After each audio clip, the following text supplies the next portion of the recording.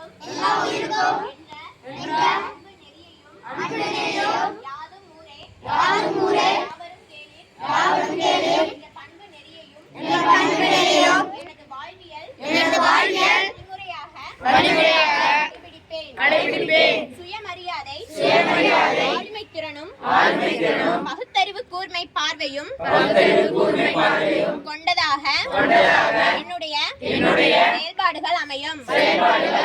சமத்துவம் சகோதரத்துவம் சமதர்மம் ஆகிய கொள்கைகளுக்காக என்னை நான் ஒப்படைத்துக் கொள்வேன்.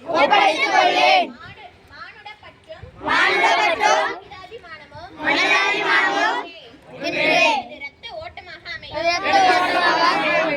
சமூக நீதியை அடித்தளமாக கொண்ட சமுதாயம் அமைக்கும் எனது பயணம் தொடர